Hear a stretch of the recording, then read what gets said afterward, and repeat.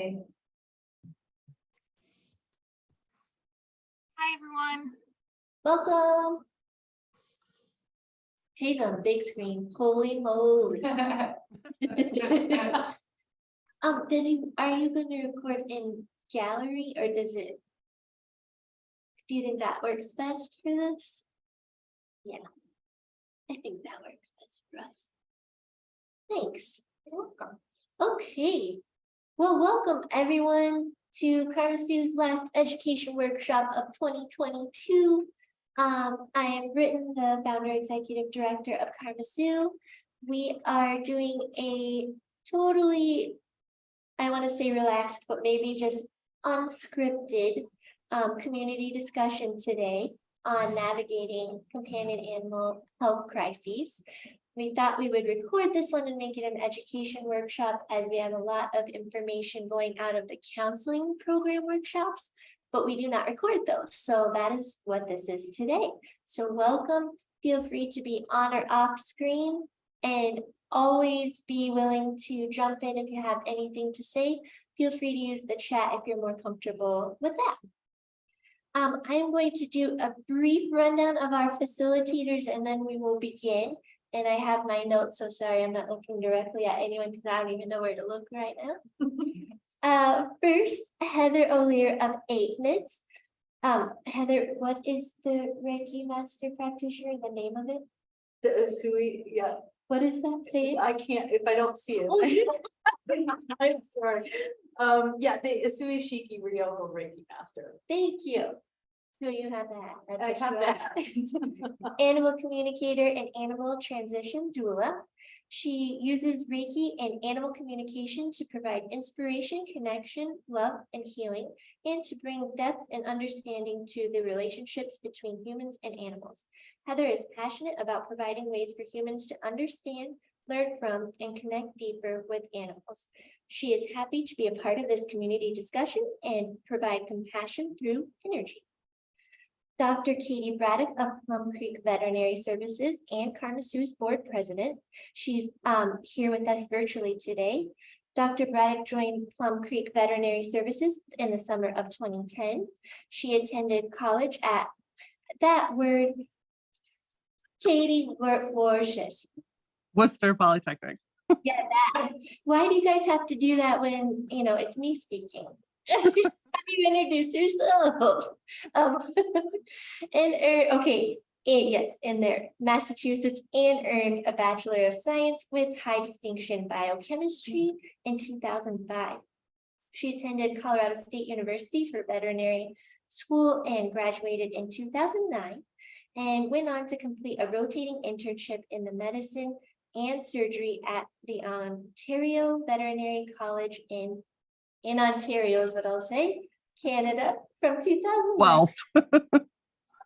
You make it sound so easy and it's got a lot of different letters in there. Through Dr. Braddock's extensive involvement in KarmaSue, she has enjoyed getting to meet and support the KarmaSue families, as well as assist with the education and counseling workshops. She participated in the pet hospice program while at CSU, as well as training through the Argus Institute. Dr. Braddock has a strong professional interest in oncology, as well as a personal interest from having many pets with cancer. Her first Doberman Bailey had osteosarcoma, and they lost her in 2015. The second Doberman Glory had a primary lung mass, and they lost her in 2021. She is looking forward to this community discussion and provide insight from a veterinary perspective. So thank you both for co-facilitating this workshop. Just a brief overview of our health crises that we discussed online a little bit when we had a survey. I think you all saw that.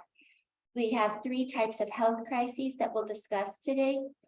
The point in which you suspect something is wrong with your companion animal.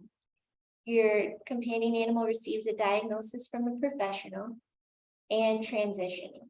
And our goal today is to discuss common questions and concerns when faced with health crises and provide options on how to navigate both human and companion animal needs when faced with any of these issues. So we lean on you today to help support the conversation and provide any input you would like others to know and ask questions on what you would like to know.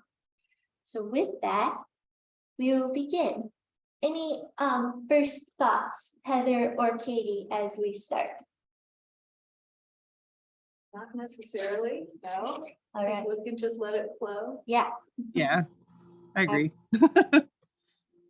thought we would start this as a bit of a Q&A from the survey to get us going in the chat, and then we can take it from there.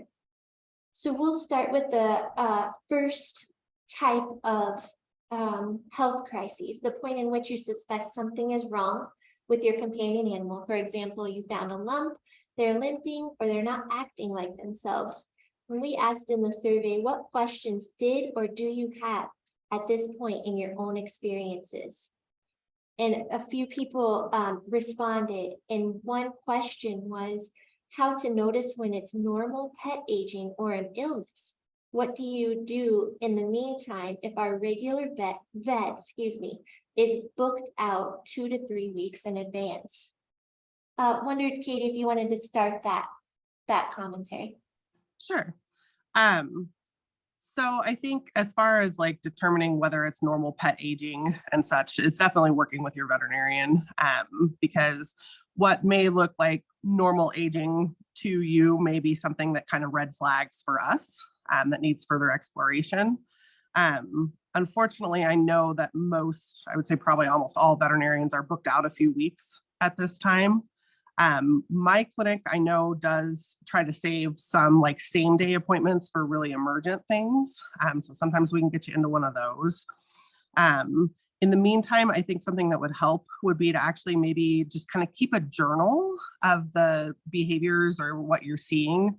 So you can see, and then we can see when you do come in, that change over time. If it's worsening, if it's getting better, if it's staying static.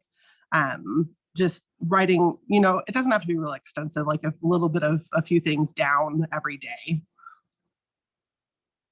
That's great. Thank you for that. Any other input there, Heather? I was just gonna say that I think that's such a great idea, Katie. I go into the vet and they're always like, well, when did you see the lump? And I'm like, and I think actually I would take that to, I should have a journal of my pet from the beginning and not just when they get sick. So I can also notice differences, but it's hard once I get into the vet to really have the right answers. And so I love that idea of a journal to just kind of track things. And then you're not kind of wondering what you should say in the vet or when things happen and kind of scrambling for that. So I love that idea.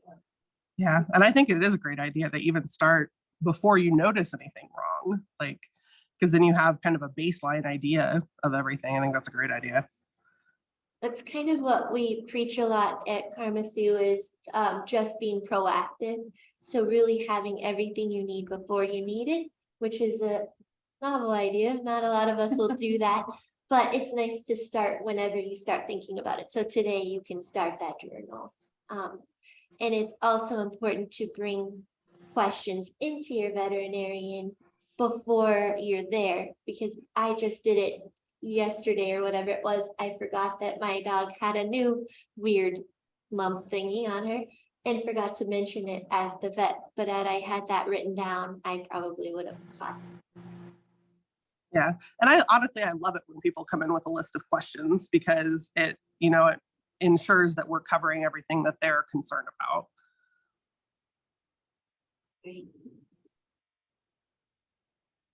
I'll go through this list and then we'll open it up too. Feel free to jump in if you have anything to say. The next person said, what is the difference in bumps and how to tell if it's dangerous or not? That is what they would like to know. Well, unfortunately, I would say probably the best thing to do is to aspirate masses, aspirate lumps, take a little needle sample and take a look at the cells under the microscope. I have been surprised many, many times in bumps that look totally benign to me. I think they might just be like a fatty tumor or a cyst or something, and they do come back something malignant when we aspirate them. In particular, mast cell tumors We call them the great pretenders because they can basically look like anything. So even if something looks benign, it's still a good idea to have it checked and have it aspirated, because you're really not going to know until you take a look at those cells under the microscope. Anything, would you like to add anything? No, just I agree. I think not trying to guess and not trying to go down, definitely not the Google route. I've had to stop myself from self-diagnosing my dog, and that's just never, I think, to get to your vet and get it checked instead of trying to, because I think at least me as a pet owner, I want to not have the negative experience, so I'm trying to find the information that'll make me feel better about it. But really the only way to feel better about it is to get it checked out, hope for the best, and if not, at least you can be proactive and handle it. But to go down the web search is, I would highly avoid that. I mean, I've done it, so I'm not judging, but I think it's, yeah. So, You find what you're looking for, yeah. whatever that is, you find what you're looking for, so, yeah, definitely. And kind of bridging off what we had talked about with the journal, it's helpful too when you do first notice something like that. I mean, you don't need like fancy calipers or anything like that. Just take like a ruler or something and get a rough idea of how big a mass is. And maybe every couple days to every week, measure it and just write down those numbers so we can see, is it growing rapidly? Is it not growing at all? Is it growing slowly? That's really helpful to me as a veterinarian to kind of have that idea. If something starts as like a little pinpoint and all of a sudden it's huge, I'm going to definitely be more concerned about that than something that's pretty slow growing. If you can't get in to see a veterinarian in 2 weeks after you find this lump, what do you recommend? Finding another vet that has availability, or you may have to, unfortunately. I mean, I don't want things to sit on there, and I don't want people to sit there worrying for that amount of time. And just for everybody's mental health, I know trying to get things in to get them checked out sooner than later is better. And the next one is, when is it serious, or when should I wait and see what happens? So it kind of goes into the last question. I'm trying to think of like a specific example for something. With masses, I mean, a mass, unless it's growing really, really rapidly or ulcerated and actively bleeding and you can't get it to stop and such, you tend to be able to wait a little bit on those. We don't want to wait too long, like months or anything like that. But with behavior changes or changes like in appetite and energy levels and things, I generally encourage people not to wait, just because we never know necessarily how quickly something is going to progress. So better be safe than sorry. You just go in and get a check. Exactly. I mean, I would much prefer someone to bring their pet in and we get to say, hey, yeah, I don't think there's anything going on here. Maybe we'll run some blood work. Maybe we'll do some x-rays. I would much rather have somebody bring a pet in too soon than too late. Great. And the other one, what questions did or do you have at this point when you suspect something is wrong? This one's very general. Should I worry? And who should I ask? So kind of going down the Google path, you can do that. You can ask your vet, what do you recommend? It's very easy to start worrying immediately when you find something abnormal.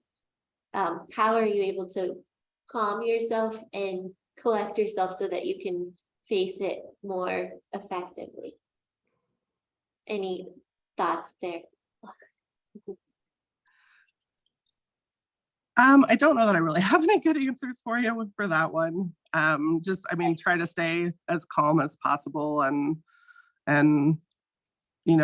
try to get in with your veterinarian, and just remind yourself that you're doing the best you can for your pet, and we'll figure it out. I agree. I think this one's more like, how do you all personally what do you do when you find something wrong with your pet? How do you handle that all of a sudden immense worry what happens. And it can be that you worry, that you panic. I do that. Any thoughts there you want I to share? think having some grace with yourself, because everyone will tell you not to worry. And it's your pet, you're going to worry, but try to put some boundaries on it. And for me, what's really helpful is I can get stuck in the worry. So what I try to do is throughout the day, like when I wasn't worrying, make sure I note that. So I'm like, okay, there's moments that I'm not worrying. So that you don't get, so that you allow yourself to be in that, but you also witness when you're not in that space, so that you can really recognize kind of the waves of that, because you're probably not in worry 100% of the time, because we get distracted by other things. But to have grace with yourself, because for a lot of people, also ones that don't maybe understand that human animal relationship, some people might not understand why you're so worried because it's just a dog. And I think having some grace around that and making sure you find your people who understand and can support you in that, rather than trying to force it with people who just can't meet you there, and maybe find support. They may not have the answers, but find the people who are able to show up and support you, and kind of work through that process with you, I think is important.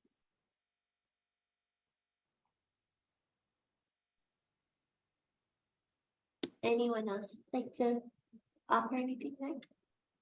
Just to trust your gut too.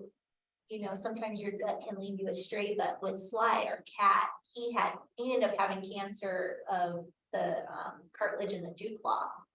And so I noticed it was bigger and took him in, and they aspirated, and they didn't find anything concerning at that point, and it got bigger.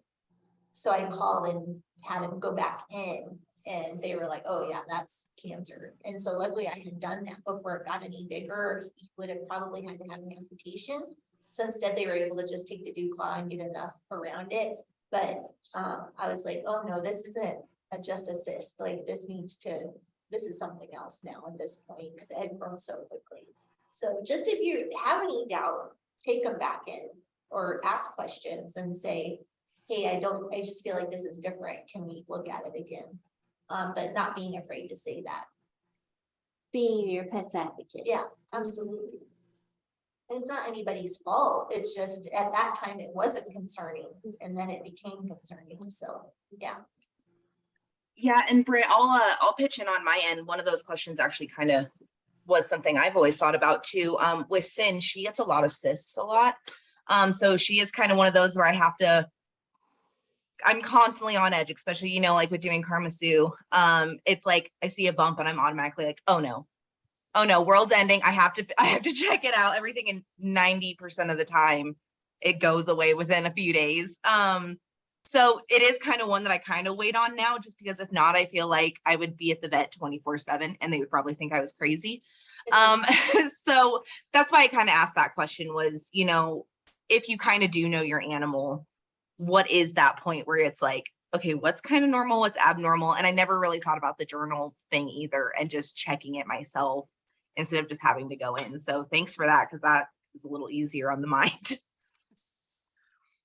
Yeah, and it absolutely depends on your pet. Obviously, you know your pet the best. When I'm seeing your pet, I'm seeing it at one point in time, whereas you're with them every day. So I'm always going to defer to how you feel about your pet.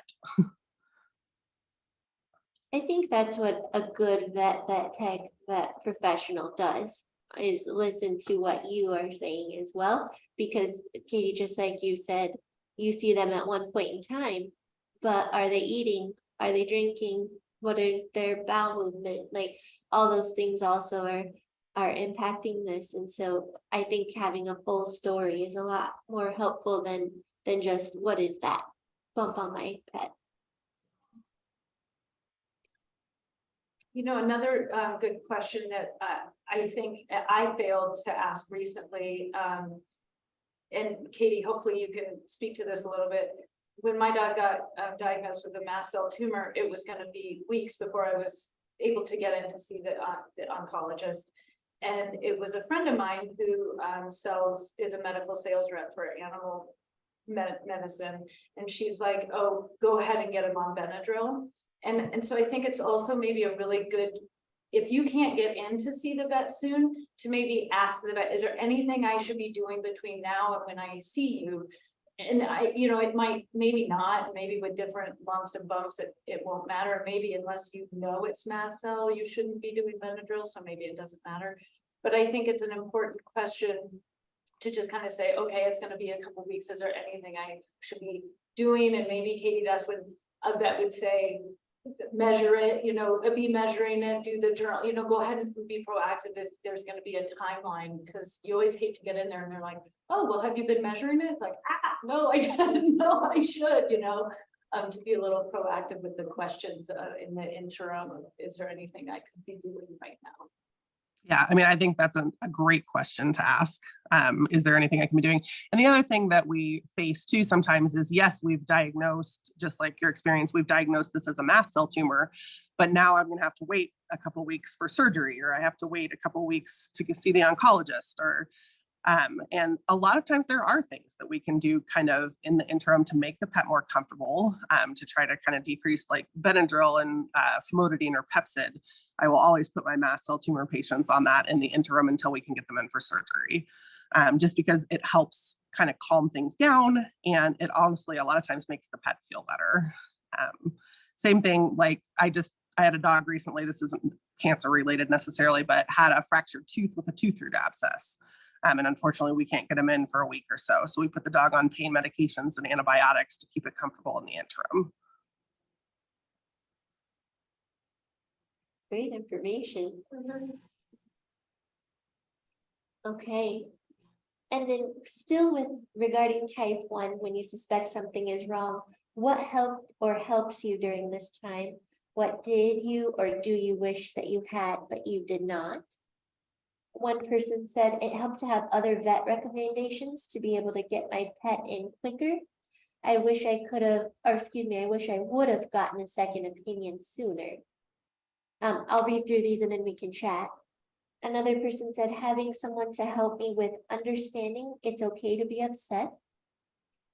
Another person said being able to ask a lot of questions, access to people who with experience to see what they did, and having a good support system that didn't think I was crazy. I wish I had more money to take my girls to the vet anytime I had a worry. Anything you all would like to add there? What helped you during this time? Or what did you wish you had, but you did not? Plus, like I know with KarmaSue, you give other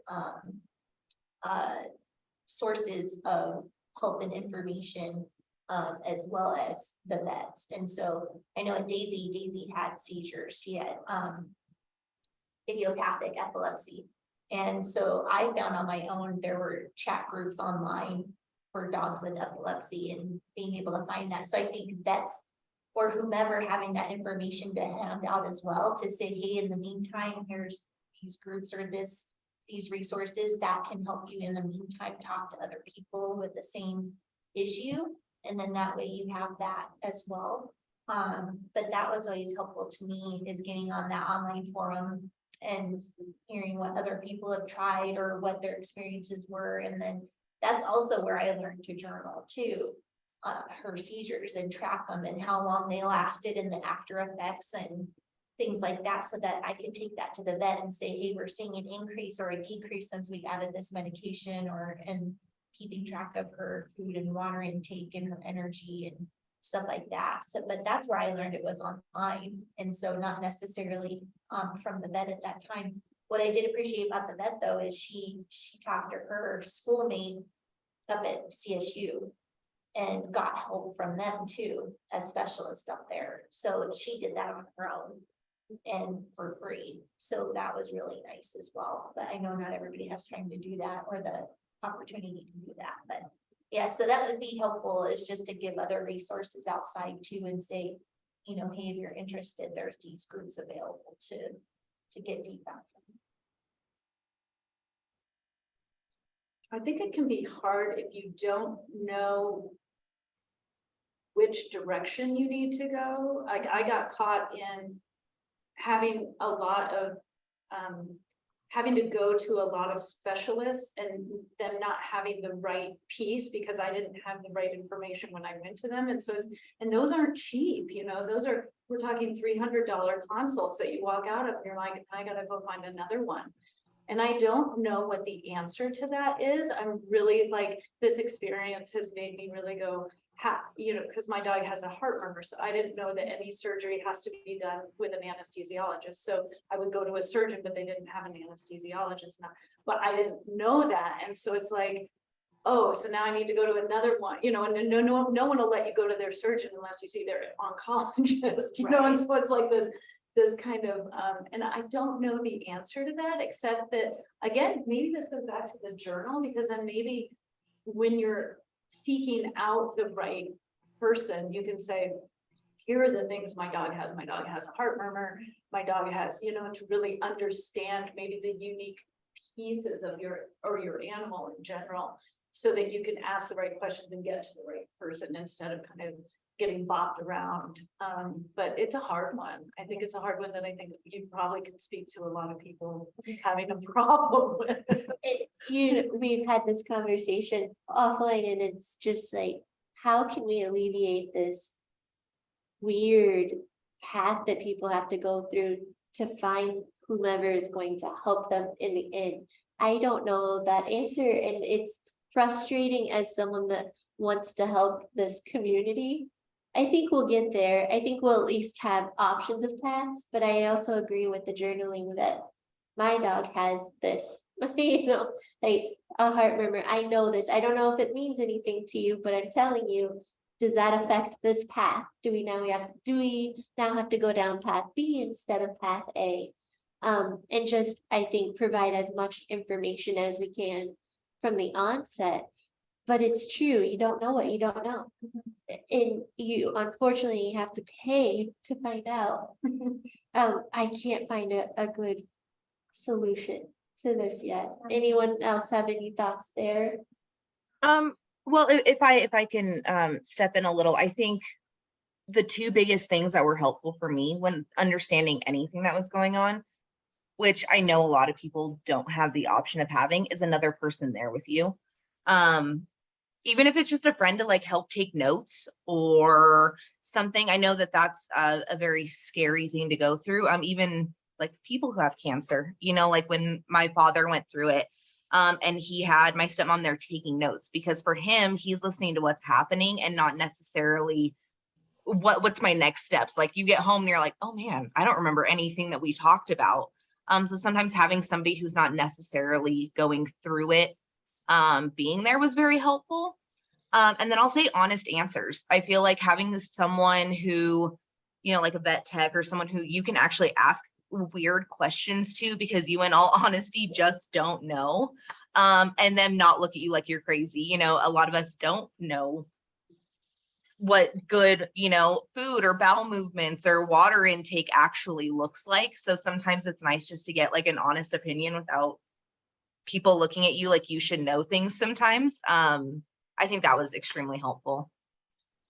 Yeah, Tate, love that. And as you know, it's a huge thing for us here to be advocates for your pets and to be advocates for the community members that are going through companion animal cancer.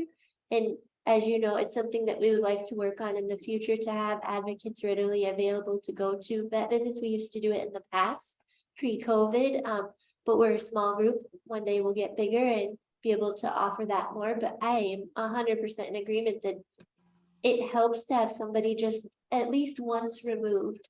It doesn't even have to be once removed. It can be family. It can be anyone that cares, just someone else to hear what you're hearing and absorb it so that you have that information later. It's a lot to hear that your pet has cancer or anything. Yeah. So I agree with that. I also agree with the honest answer. Sometimes it's not always easy to hear, but it's better in the long run. So thank you for saying that. Yeah, I absolutely agree. I think having another person there really helps, because speaking from my own personal experience too, when you hear that your pet has cancer or has something major going on, a lot of times you will just shut down and focus on your pet. And it's hard to listen and absorb all the information that you need to have at that time because it's such a shock and you're still trying to process through everything. So I do think having another person that can write things down. The other thing that I will do for owners sometimes is I will either guide them to a website or give them a handout or something about what I'm doing it. Say, okay, why don't you take, a couple days to read over this, to process everything, and then call me or set up another consult and we'll go over all the questions that you have instead of trying to address everything that day in that moment. And I think that helps them at least gives you a little bit of processing time because you're not going to think of every question that you want answered in that moment. Do you offer that? Is that a standard thing for vets to offer a second consult? Or I'm just thinking as far as like payments go. Honestly, most of the time I do it over the phone, unless there's some particular reason that I need to see the pet back. Got it. Thanks. I love that. Like, wait, and then ask questions. Absorb, then ask questions. I like that. You're going to say something, Tyler? I was just gonna say, so, and I wish I had someone to go with me, Taylor, and I didn't. And what I tried to do in the room was slow myself down and because I find, it's kind of like if you were talking to me about my job. I'm a commercial real estate appraiser. I'll talk in that kind of talk. And vets and vet techs do that. And I think they probably dumb it down quite a bit for us, but sometimes it's not dumb enough. And I think to slow down, and one of the things that I wish I had done more of is repeat back. Okay, what I'm understanding you to say, because in one case, an oncologist had taken an aspirate and said no cells were found. So I thought that meant there were no mast cells, but what she meant was there was no finding, it was inconclusive. And so I was kind of like, oh, cool, he's fine. And she's like, no, we're removing the masses. And I'm like, oh, okay, this is a different moment. So for me to maybe repeat back, so what I'm hearing is those tumors are okay. And then they can clarify because what we hear and what they're saying might be different. So to really kind of ask some more questions and again, slow them down and kind of be okay with saying, I'm going to need more of your time because I'm not understanding this. And I've had, most of the vets I've seen have been very okay with it. I think they're rushing for whatever reason, whether they think we want to get through it or they need to get through it. But if you ask them to slow down, for the most part, they do. And they're like, oh, okay, let's revisit this and let's do this a different way. Yeah, I noticed like I'm an emotional person. So as soon as I hear bad news, I'm automatically zoned out. I'm like, oh no, world's falling apart. And my husband, on the other hand, is the logical one. He'll be like, okay, so what's our next step? Asking questions, whatever. And so I will always make sure the two of us go together if possible, because I know myself and I will not listen to anything. I'm just like, okay, I don't know what's happening, but everything's bad. And that's the extent of it, even if it's not, terribly bad. So yeah, I just think, having an extra person there, especially if you know that you're not the clear-headed in bad situations, is good. And I think you can even, a friend of mine who lives in New York, she was like, hey, if you want, call me when you're in the, so I have to remind myself, it doesn't always have to be in person. I don't know how vets feel about that, like having somebody on the phone or maybe Zoom, but even that might be helpful. And if nothing else, record it on your phone so that you can hear what was really said, because I'm with you. I'm so emotional that I'm like, oh, I didn't even get half of that. I'm still stuck on, your dog has cancer and everything else kind of goes by the wayside. So. Yeah, oh, really, really helpful information. You can have someone there on the phone. I didn't think about having someone on the phone. Recording it is also a great opportunity, especially coupled with Katie, when you give them resources or information to take home and read, they can listen to the recording, look at the information, and then follow up with questions. That is very informative. it really kind of amps you up as your pet's advocate to make the right decisions or the best decisions for your pet. That's wonderful. Feels like a huge brainstorming session that we're having, which is kind of nice. So, anyway, I was like, oh, this is fun. This is really helpful. I'm kind of wanting, with some of the rescues I work with, I'm kind of like, when we adopt dogs, let's give them a journal. Let's give them a Costco journal that, you know, like what a cool like adoption gift. I was gonna say, we've thought about that too with KarmaSue stuff. We're always like, oh, notebooks, give them notebooks, give them journals. I think we're all on the same page. I hope you're all taking notes. Because I'm gonna look at this later and say, what? But this is why we're recording it. Yeah.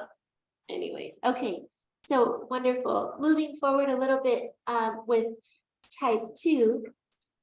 Your companion animal receives a diagnosis from a professional, anything from an infection to cancer, etc. What questions did or do you have at this point in your own personal experiences? One person says, what do I do now? Who do I need an appointment with?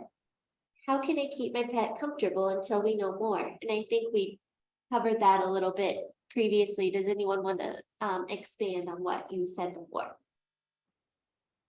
think we had a pretty good discussion there. What is the best treatment, not just the most expensive? I don't know, Katie, if you can speak to that a little bit. I know that there's a gold standard with cancer treatment oftentimes, but there's also other treatments available in some instances. Can you explain that a little bit? Sure. So basically the way I kind of tend to approach this is, yes, there is what's considered quote unquote the gold standard protocol for each individual type of cancer. However, what is the gold standard for one pet may not be the gold standard for another pet. It depends. There's a lot of different factors that we need to look at. So probably I think the one cancer that I think of with different options the most frequently is lymphoma. So yes, there is a gold standard multi-drug chemotherapy protocol where you're in the veterinarian office every week, sometimes more frequently, getting different drugs. However, that's not always feasible. It's not always feasible based on scheduling. It's not always feasible based on the pet's personality. If you have a pet that despises coming to the vet, and that's probably not going to be the best protocol for them, because we also need to take into consideration their quality of life and their ability to tolerate those treatments. Whether physically they can tolerate them, sure, but I'm not going to put an anxious pet through chemotherapy once a week. That's not necessarily the most fair thing to the pet. So there are other drug protocols. There's an every 3-week protocol that has pretty good results for lymphoma, that oftentimes is a lot more feasible with scheduling, a lot more feasible for the pet because they don't have to come in every single week. There's oral chemotherapy to do at home. There's a lot of factors personally for me that I take into consideration when I'm recommending treatments. And I'm always going to offer you the gold standard because you need to know what your options are. But like I said, the gold standard for one pet is going to be completely different than the gold standard for another pet. Thank you. So Katie, how as clients, what questions can we ask? I think it's hard to go in, like if it's going to be a financial problem, it's kind of, there's maybe some shame around like not having the money to do it, but how can we have the conversations around, or if it's an older dog, so it sounds like you are actually proactive with that, but I don't think every vet is proactive with that. They kind of start here. And then I feel like guilt and shame can start coming in as far as, oh man, I don't have that money, or am I going to sell my car to like do this? But what are some of the questions we can ask of a vet if they're not being proactive like you around those options? I think just be honest, and I completely understand. I know it's hard, especially when finances come into the picture. I am never going to judge you for not having the money to do something. I'm also never going to judge you for not wanting to do something for your pet, because you know your pet the best. And if they're not going to tolerate it well, and it's not going to go well, then we shouldn't do it. So being, I think, upfront and asking if they're only giving you one option, ask if there are other options, because a lot of times there are. And honestly, they should be presented to you, but I know that's not always the case.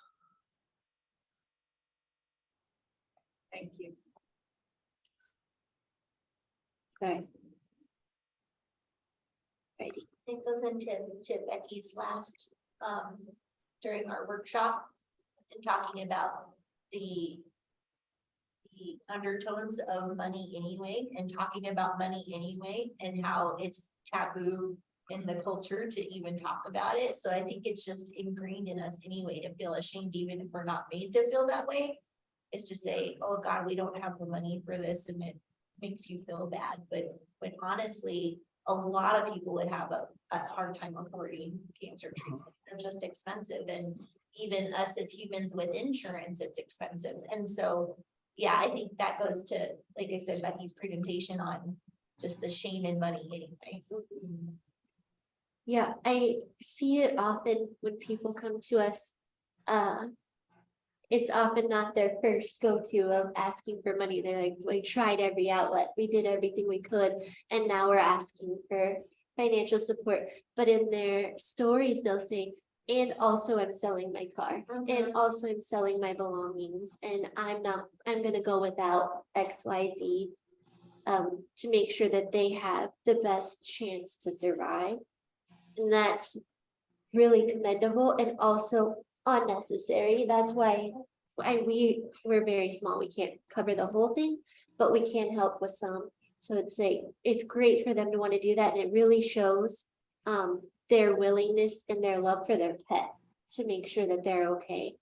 Because they can do it, the quality of life is there. It's just the financial part, and that is sad. And people have it too, like you said, with our health insurance and things. We have to consider what we can do and what we can't. So somehow we have to figure out how to make people feel less ashamed about asking for assistance, because I don't know a single one of us that can do this all alone, emotionally, intelligently, and like educationally and financially.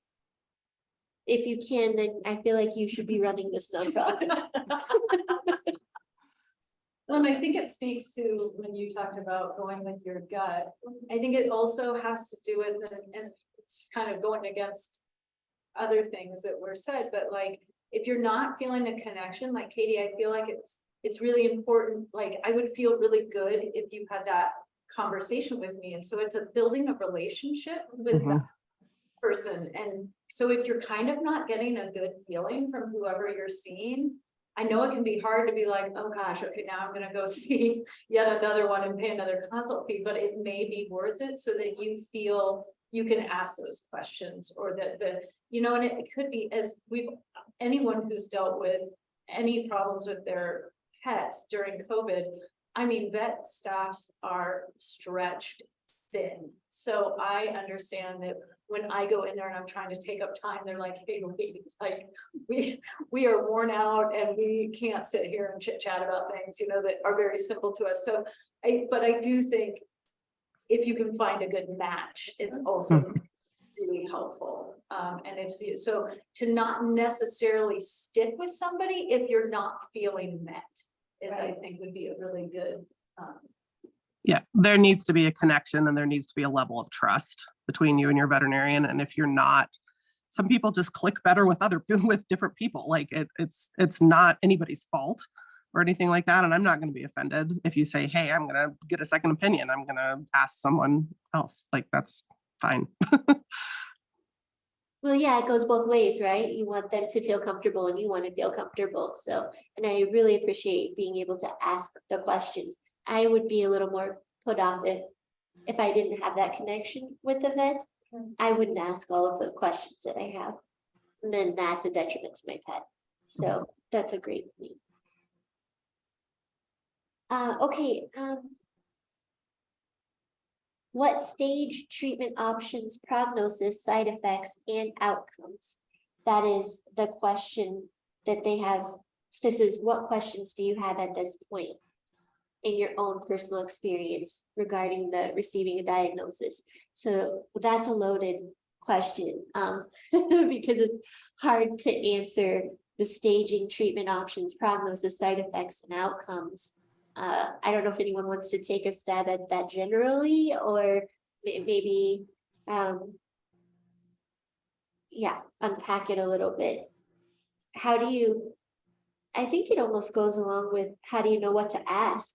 If your pet's diagnosed with cancer, how do you know what to ask?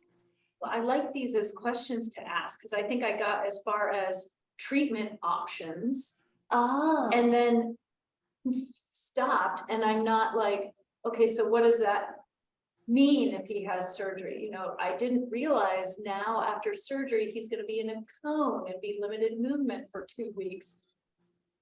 How do I manage that? Like, you know, like what, okay, so if we do option A, what then happens? If we do option B, what then happens? And I just stop you know. And so I like these questions with like side effects and outcomes. And I mean, no one's gonna be able to probably tell you perfectly what happens, but you can at least start wrapping your head around, oh, okay, I can't do, you know, I think when I spoke with one of the oncologists about radiation, and she's like, it'll be every morning for 3 weeks. And I'm like, who's taking my dog to the vet every morning for 3 weeks? You know, like, so then, you know, it's very different to say there is radiation treatment available. And that radiation treatment means you're going every day for 3.5 weeks. You know, those are very different. You know, I can get all, oh, that's an exciting option. And then but you have to dig deeper into those. And I think it's asking the vet, again, if you've built a good relationship, to say, okay, you know me, you can see how I'm reacting, what I've come with, that I have an anxious dog and I don't have a lot of money. Now what? You know, or I don't live with anyone else to help me with this, or have a full-time I job have or a 2 job. jobs. Like, so given my parameters, what options might be available, I think are questions I didn't ask, but then again, I was, you know, I'm not sure I had built a relationship. So again, it has to do with, I think, being able to have that relationship with your vet to where they know kind of what your limiting factors are. I think prognosis is a huge thing to ask. This kind of goes back, I think it was on either my oncology rotation or something when I was in vet school. Something that has always stuck with me, one of the professors said, just because we can doesn't mean we should. And I think prognosis goes with that. Yes, we can do all these different options, but what is going to be the outcome of these options? And I think people need to know that going in. They need to know that, yes, we can do surgery. Yes, we can do chemo. Yes, we can do radiation. We can do all these things. But what is going to be the end result? Are we going to get a lot more quality time with our pet, or is it going to be miserable for them and we still end up losing them a couple months later? Like, I think people need to be informed and need to realize what the outcome of these things are going to be. With my own pet, with Glory, with her primary lung tumor, I took her to the oncologist because it was a little bit beyond my scope of things that I was going to do. And she I loved my oncologist. She was great. She launched into, well, we can do a CT scan. We can remove the primary lung tumor and do open chest surgery. And she'd need to be on a ventilator and need chest tubes and all this stuff. And I just kind of took a step back and said, you know, what is my end game here? I have a 10-year-old dog who has horrible lumbosacral arthritis and can't get around half the time. I'm going to have to take her off her arthritis medication. She's going to need to be on different medications. Like, is it fair to her to put her through all of that? And for me, in the end, the answer was no. And it's very different for each person. I don't fault anybody for if they wanted to proceed with that. But looking at the other factors for my own dog, that was not something I wanted to do. Well, I think that's the hard part too, as dealing with human cancer versus animal cancer. We have that option. You know what I mean? Is to say, okay, it's not worth putting them through this. Whereas humans, you don't really have that option, right? They will put you through everything to save your life. Possible. Mm-hmm. Yep. Not good. You know what I mean? And Yeah. so I think that's where we get kind of confused emotionally too, is as a human being, you would do everything you can in theory to save them. Whereas an animal, you have that option to say, it's not worth extending their life 2 weeks if they're in pain, you know? So I think that goes into it for me anyway, is what you would do for them versus what we do for ourselves. I always say human cancer versus animal cancer is a completely different ballgame because Mm-hmm. the intent with human cancer is to cure. That's the Right. intent, no matter what the cost. And the intent with animal cancer, yes, it can be to cure, but you're also dealing with a creature that can't advocate for themselves and can't always tell you how they're feeling, whether they're painful, et cetera. So we have to be their advocates and we have to be able to make those decisions and know when to say enough is enough. And it's hard being in that spot because you Mhm. always think, am I doing the right thing? Am I being selfish? Am I having that decision is hard as well. Yeah, I was gonna say, Katie, thank you for sharing your story on that, because I think sometimes it's nice to hear that other people kind of feel that way too. I think a lot of people have a lot of guilt and feel that other people judge them a lot when it comes to trying to make that decision. But I feel you're correct. When you're looking at the option of, okay, they are already in so much pain, or they're already in such a, kind of fragile state anyways, is this going to make it better or worse? And that's like kind of the actual question, instead of just like, oh, well, it should be obvious, it's not always that case. And so I think it's nice to hear openly that people feel that way too, because I feel there's a lot less judgment that way when you can openly kind of say, hey, no, we actually get where you're coming from. Yeah. Instead of just making you feel like you have to make a decision to fix something that may not be fixable. That's a relationship with your vet too, is when you can trust them to say, for them to say, yeah, this isn't probably the best. Like, we'll do it if you want, but and that was with Daisy. I trusted my vet enough to say that's enough, and it's hard, but being able to look at them and know that they're gonna tell you their honest opinion and that it's the right thing to do is helpful too. Having a stranger do that is harder, I think, because they don't know you or your dog or anything like that. So, yeah. And it's hard too, because a lot of times we end up in the situation where it's an emergency and you end up going to an emergency vet that you don't know and that you don't have a relationship, and they're having to give you that news and those treatment options and such. And that makes it really difficult too. But oftentimes I think you're encouraged to follow up with your primary vet or to follow up with somebody just to kind of regroup at that point.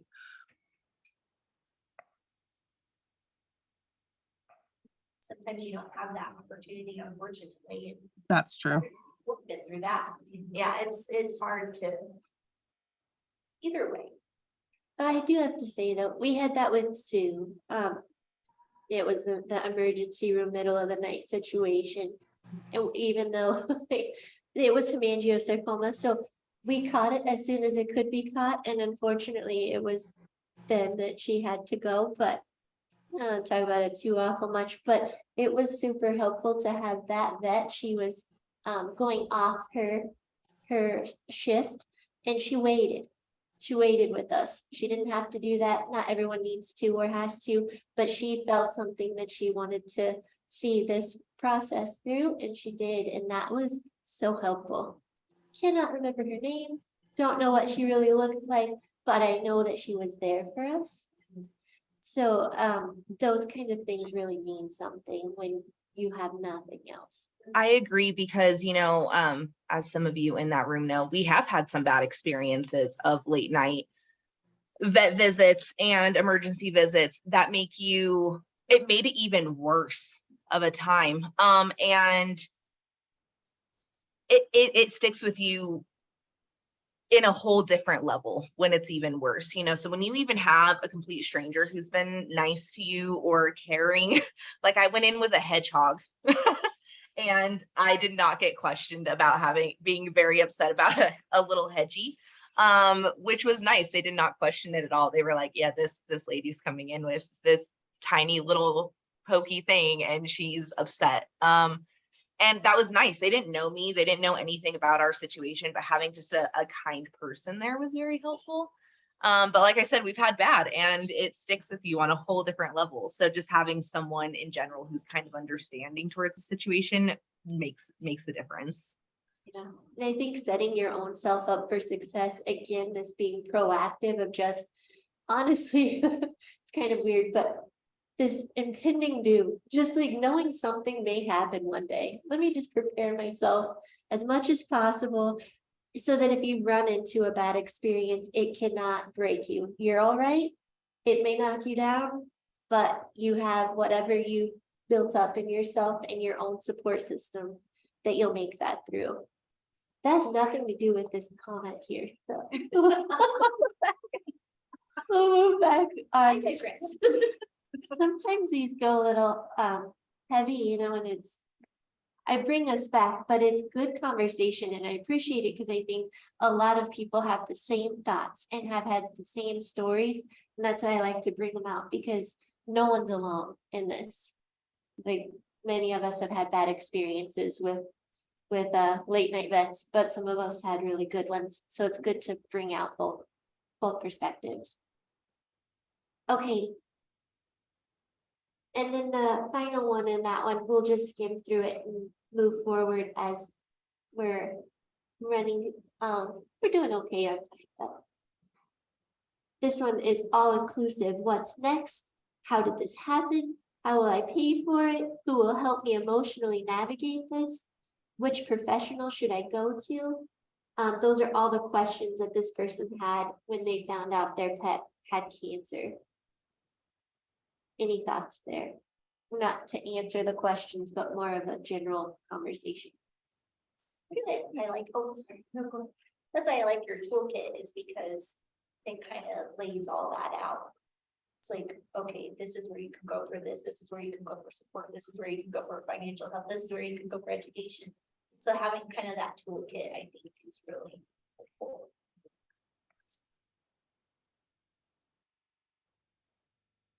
Were you gonna say something? I was just gonna, it seems like we touched on a little bit of this throughout, like the whole what professional, and I think it goes back to, again, knowing as much as you can about your pet's health, because I didn't realize the limiting factors of a heart murmur. I just kind of left it to the vet. I'm very guilty of doing that. I do it with, like, my taxes, just let the accountant do it, and I don't want to pay attention to it. But actually becoming more involved and understanding what that heart murmur means, or understanding what those allergies means, or understanding what those might mean for future surgeries, or for, like, be a little more proactive and understanding limiting factors of any issues your pet might have, so you can go in a little more educated into picking or asking the right questions when you get into your vet.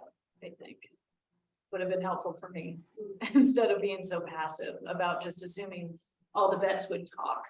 But once you have a number of different factors, the vet's getting input from 3 different places, and it would be much better if I knew what the limiting factors were versus waiting for the vet to pile through all of the things necessarily. Well, and it's hard with the medical veterinary jargon too, right? Because they're like, what does your pet have?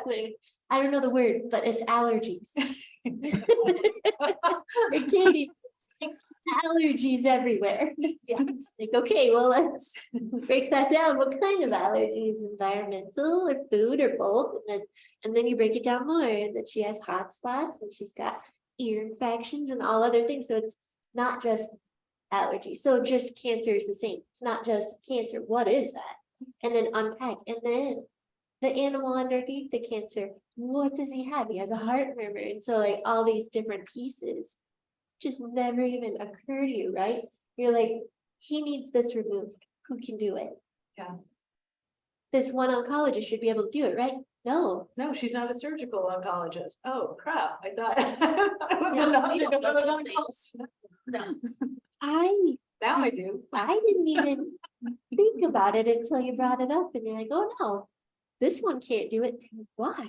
Yeah. Why can't they do it? So now we have to learn more. Yeah. And be more educated. And my thought is, how do we provide this information to everyone? And that's why I thought this would be a good idea, because the best information can come out of group conversation, just having conversations. It can't always be a lecture or a presentation. It can just be chatting with other people of like, what happened to you? You had to go find the person you never even knew existed to do what your pet needs. And if like the summaries you do when we get a new family application, Oh, like the summaries you do for the board. And it's like, that's helpful. Like if you could do that summary for your pet and present that to the doctors and just say, okay, they're this age, they've never had any other health issues, or if they do, this is what they are. This is the medicines that they're on, this is the food that they're on, this is their level of activity, like just, you know, this is their breed, this is their overall health. Like if you could do a summary every time you saw a new doctor, or, you know, like Britt provides, I think that would be helpful too, because that gives you like an overall, like just background. Hey, this is my pet's bio. Here you go. Because I know that records are transferred between doctors, and I'm sure Katie can attest to, they don't have time to go through an entire file and pick out the one thing that is going to interrupt the treatment plan. You know what I mean? So maybe just having a quick summary bio on, this is my pet, here you go. and the correct spelling of allergies. I mean, that would help, but I like that a lot. I mean, Katie, would that be helpful as like a, because I feel like the other thing I'm guilty of doing is I go into the vet and I start blurting the story, right? And I'm sure as a vet, that's like, okay, when we get to the important part, I'll let you know, because you're giving me, you're kind of not giving me, and I feel like a summary sheet I could hand you and you can be like, tell me about the heart murmur, you know, tell me about the, I feel like that might at least allow the vet to hone in on what's important versus me going in and assuming you need to know soup to nuts of, you know, well, he was born in, you know. In a barn. Yeah. Would that be helpful? It would actually be incredibly helpful because like you said, we send records back and forth all the time between people. But like the other day, I got records for a pet that was 100 pages long. And I was like, I'm sorry, I just can't go through all of this before you come in. Like, it's just not going to happen. I try to kind of scan through and like pick up the important things, but it's when you have that much of a history, sometimes it's helpful to have a summary. Would you be able to, as a vet, like I'm even thinking, could my vet and my or my cardiologist, like, could I go to them and say, what are the key takeaways from what my pet is dealing with? Like, what are the key factors that are going to play in? Like, I feel like my cardiologist could have said, surgery is going to be an issue, or whatever else. And I feel like maybe even asking those questions to the vet, like, okay, you just given me a huge amount of information. What are the key things that another vet might need to know about this that might affect something else down the road with that? Yeah, and oftentimes specialists are really good, like in their reports that they send to us, of giving us like the important points or a summary or something like that. So a lot of times we will get that, which is nice. And especially like cardiologists, a lot of times will give like, okay, if you're going to do surgery, here are the anesthetic recommendations based on what I see on that ecocardiogram. Okay. So perhaps at the end of that summary sheet, you know me, I'm already thinking of toolkit stuff, but of the end of the summary sheet, there would be a place for notes for you to say, here's what the key takeaways are. Mention heart murmur, Yeah. need a psychologist. And that way you have something that can take away too, if you're alone, especially. Yeah.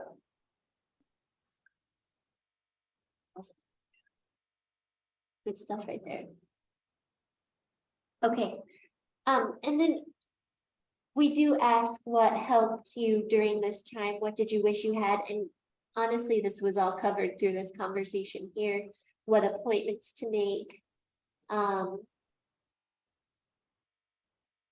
Yeah, I was lucky to find KarmaSue, but I had to find it on my own research to find it. And a lot of emails, phone calls trying to find help. So really just kind of going around and round in circles until you find what you're looking for. Just someone to ask questions to without judgment, having family support and a vet that I trusted, more of a network that had experience with this type of cancer. and being organized, and my family helped. A go-to list or resource, one-stop shop where I can filter and find what I'm looking for. Vet my location, what can I do, or vet my location that can do what I need them to do. And I know that we're working on that internally a little bit of this one-stop shop. There is no such thing as a one-stop shop. You have to go everywhere, and that's just the way it is. But we want to help you find where you need to go a little bit better instead of just Google. We love Google, but want to make sure you can find those resources. Amazon, all this. Exactly. Like what an undertaking, right?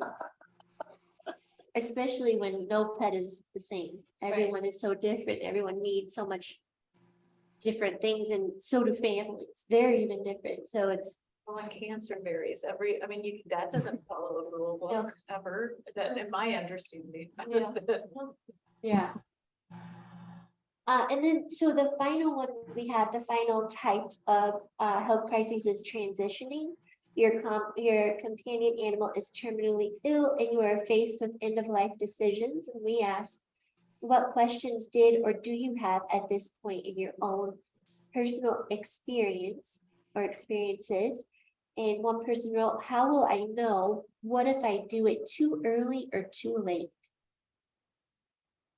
I just am gonna call you out because we've worked together, Heather and I, on a couple of pets, KarmaSue families that had transitions, and I really appreciate what you tell them when they ask that question. Well, I say a couple of things, I'm Yeah. not quite sure, but I think I know which one you're talking about. And this comes from personal experience with two of my pets. And this is something I suggest to people because again, it's a very personal experience. For me, I had a very traumatic where it was an ER visit and very traumatic.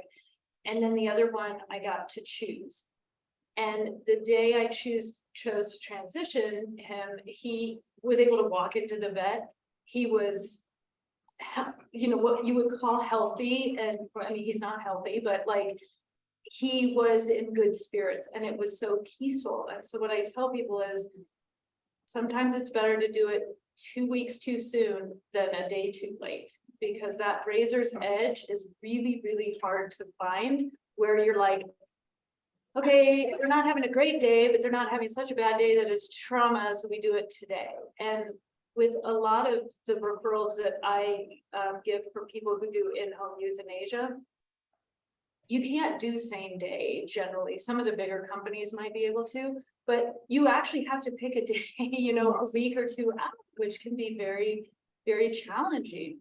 But to me, to be able to have it be peaceful and not traumatic for the pet, for you, and you can have some peace around it, for me, in my experience, is just it makes all the difference in the world. You don't always get that option. And again, it's really hard when your dog can walk into the situation because you're like, well, then why don't I spend one more day taking him for a walk or one more hamburger at McDonald's or you know, whatever you're doing. But that fine line where it tips into a traumatic is a very hard line to find. So that's what I recommend to people is if you can have it be peaceful and you can choose that. Yeah, you might be taking 2 good months or 2 good weeks, but you know, think about that for yourself as how you're gonna feel with that.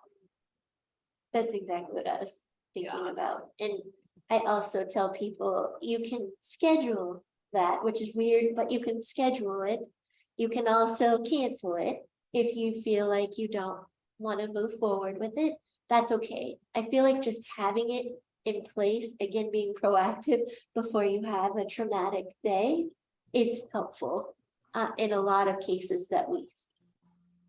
And there's no right answer to like in-home or vet, because in a sense, I actually chose to I think I would do a home now if I could, but I actually, at that point, I took my dog to the vet because I had a really hard time getting my head around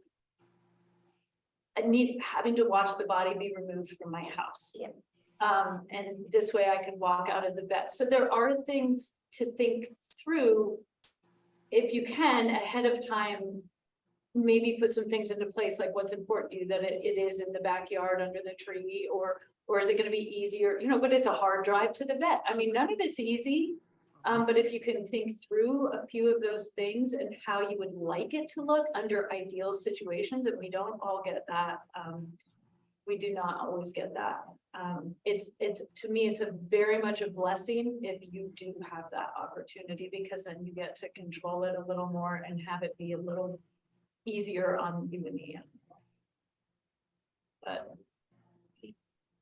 Katie, any thoughts there on your perspective? Yeah, I was just gonna say, I've been a veterinarian for 13 years and I've been in the field for a long time before that. I have never in those 13 years had somebody tell me that they euthanized a pet too soon. And many say they waited too long. So it's a fine line to walk. It's a hard decision to make. I'm never gonna judge you if you make an appointment and cancel it, ever. I say, okay, great, they're gonna get some more time with their pet. Like, that's totally fine with me. But yeah, I've never had anybody say, I think I did this too soon. and have you seen a difference in like the people that were able to come in, like I'm talking about with the pet that, you know, not necessarily in an emergent situation? Do you see a difference between how those go when it be a little? It's always, I think, a better experience for everyone involved when it's not under duress and it's not having to be made as an emergency, if you have that option. Obviously, we don't always have that option, but if you're able, I think you get a lot more say in how things go, how you want things to be. If you do want a euthanasia to be at home, if we do it before they're in a crisis situation.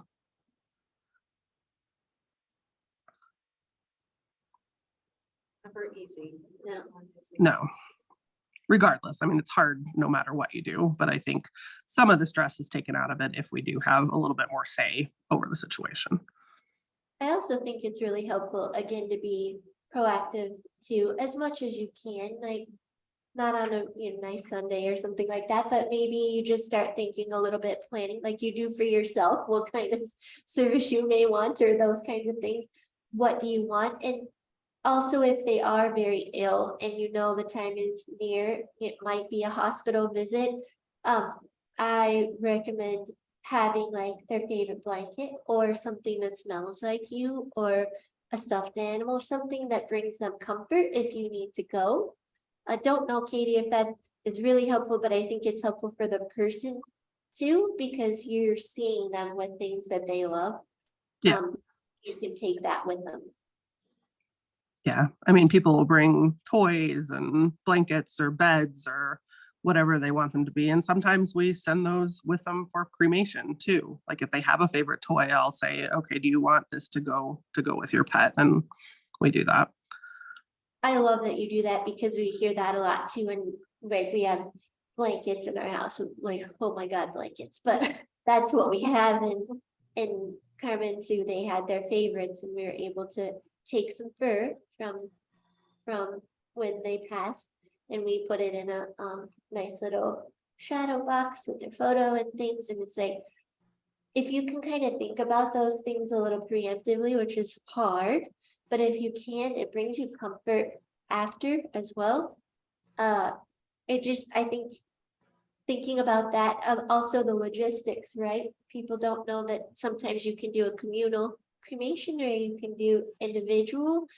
And I always tell people, like, go for that individual, will help pay for it, because that's your baby and that's what you can do. And then there's urns, and there's, if you're going to spread ashes, there's so many different things to think about that it becomes overwhelming. And that's where we created the Harley Gray Project, for this exact reason, is to reduce that trauma that you're experiencing, so that you don't have to worry about that last bill that you need to pay. We have that covered. If you have your pet that passed away at home, we can help with that. And it's just removing that. And that's why I think, again, no one wants to think about it, but if you do a little ahead of time, it might make things a little bit more manageable when they do occur.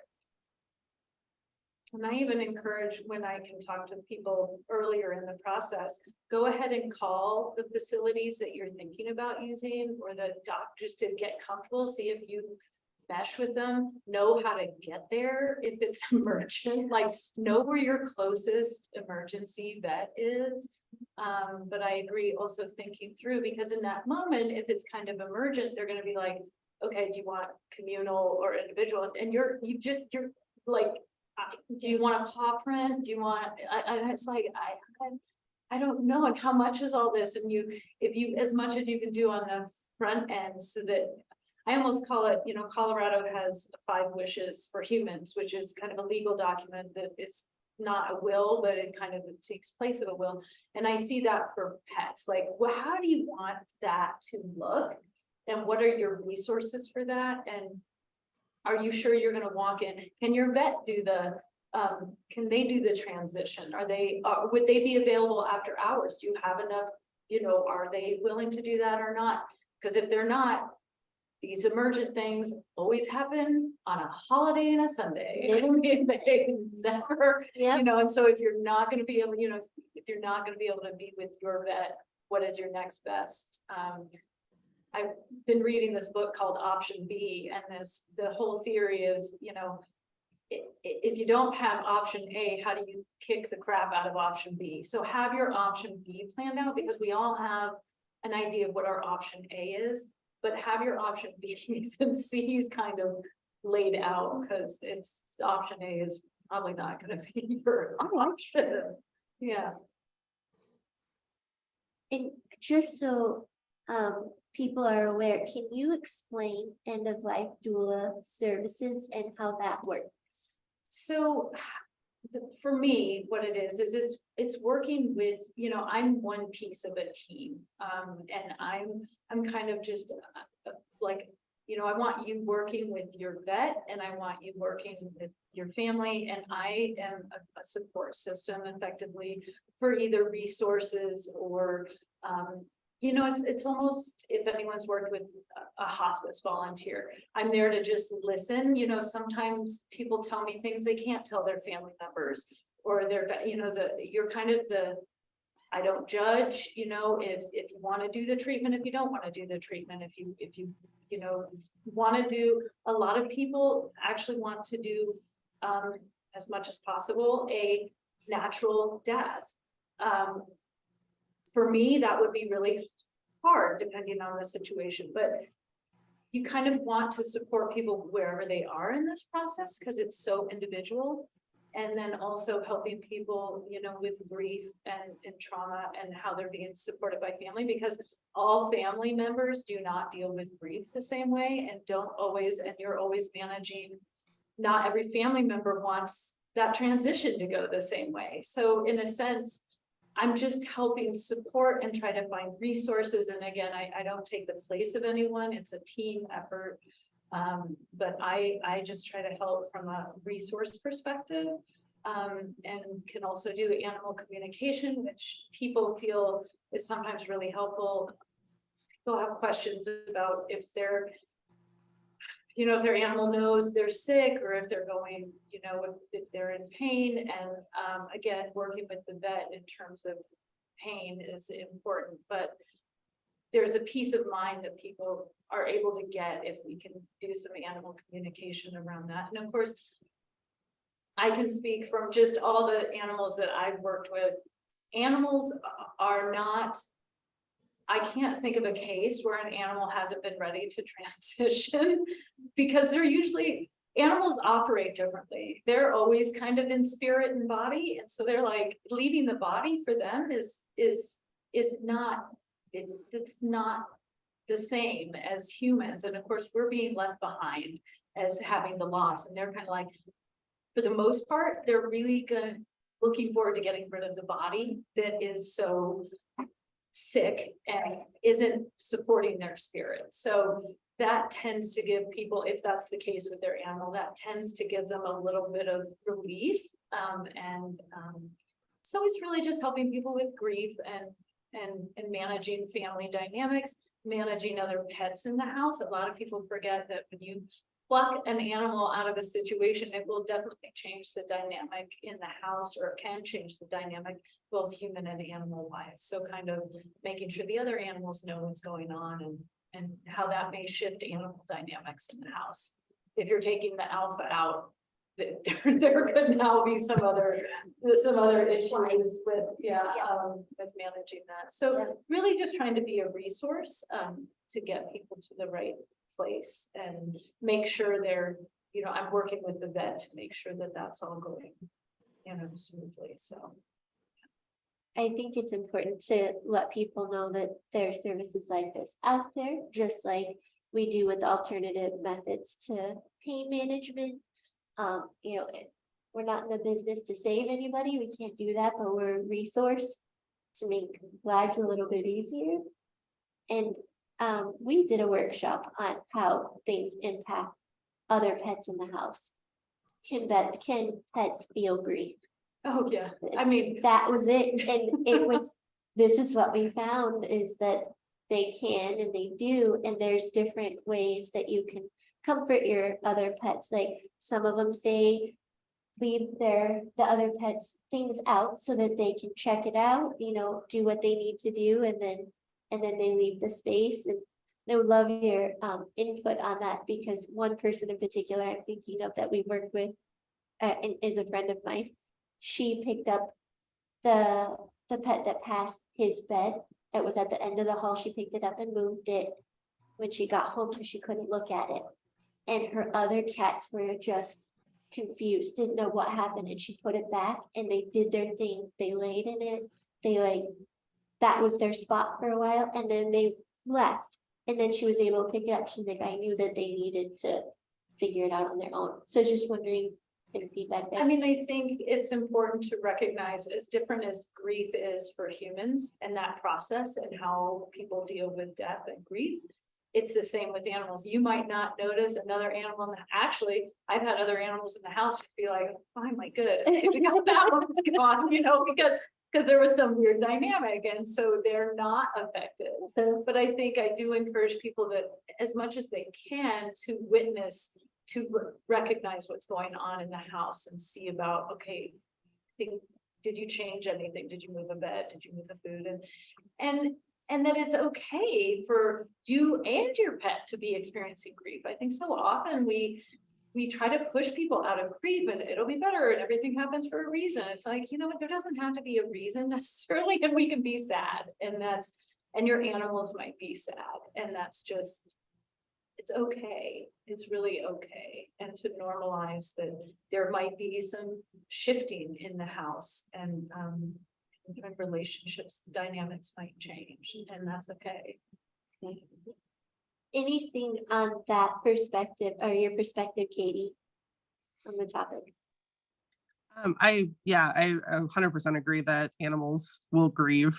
I just kind of popped to mind when I did actually lose Glory. I had two other Dobermans at the time, Apollo and Zeus. And Zeus was maybe a year when we lost Glory. We'd only had him for probably 6 months or so. And I kind of always knew that Glory was the alpha and just kind of ran the show because that's just how she was.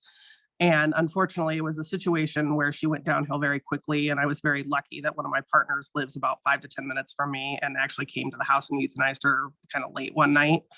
And once she left with her, I let the other dogs back in, and Zeus wouldn't leave the spot that she was at and sat there and cried and whined for like an hour. And I didn't realize how attached he was to her at all until that moment.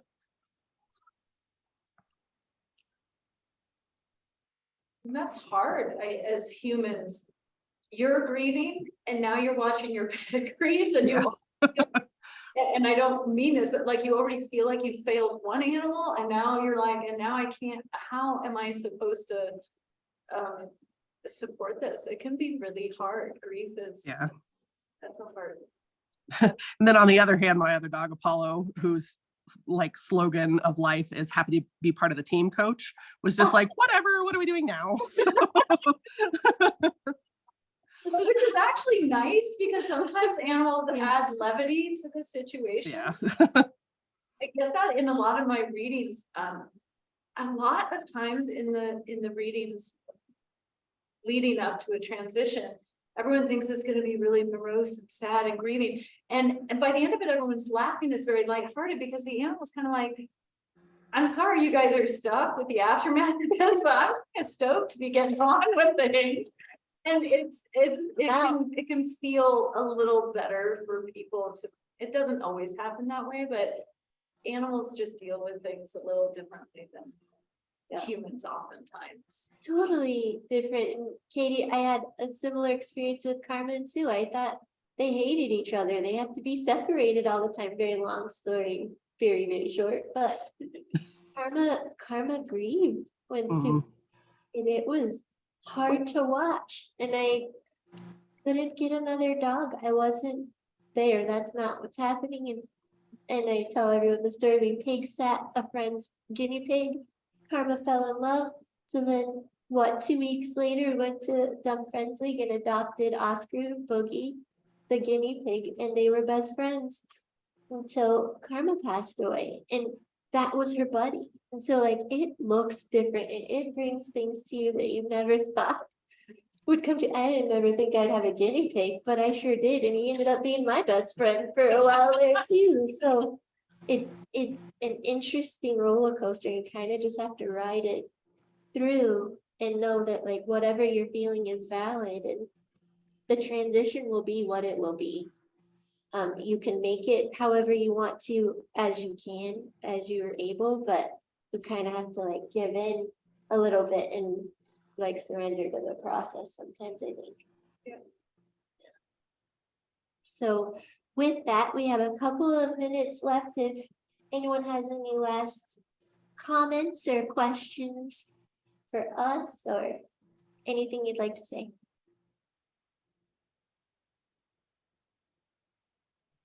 I just like to say it was nice to, kind of have an open conversation with everyone.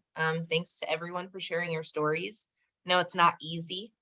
And it brings up a lot of emotion, but being in a group of people who understand, sometimes it's nice to get that out. So I just personally want to say thank you all, because I know it's kind of a emotional thing to talk about, but I enjoyed being able to talk with all of you guys. Thank you, Tay. Thanks for your contribution as well. I'm so glad we also, like, having Katie here is so helpful to have all the variety of people who've experienced it, people on the vet, because I think that's what this is about, is having a well-rounded, information from other people who've experienced it, but also like the professionals and just having a well-rounded discussion around it. I think is really helpful. So. You too. I think having professionals that have gone through it as well. Yeah, But that's, both of you. I mean, that's heartwarming to know it's not easy for a vet. I don't know why I would think that, but like, oh, that's the vet I want to go to. Yeah. I mean, I try to remind people I am human. I've been through the same things. Like, yes, sometimes I have to take my own emotions out of it, but I mean, I've been there. Come through the other door. So you don't feel yet. You come through the other door. Well, thank you all for your time and the candidness and just the community. We appreciate you being here. And as you know, it'll be recorded for people that signed up, that registered. We'll put it on YouTube for a little bit and we may take it down, have another conversation later. But thank you all for attending and have a great rest of your day. Reach out if you need to debrief or need any other resources. Thank you. Thanks, everyone. Thank you all. This was great. Thank you.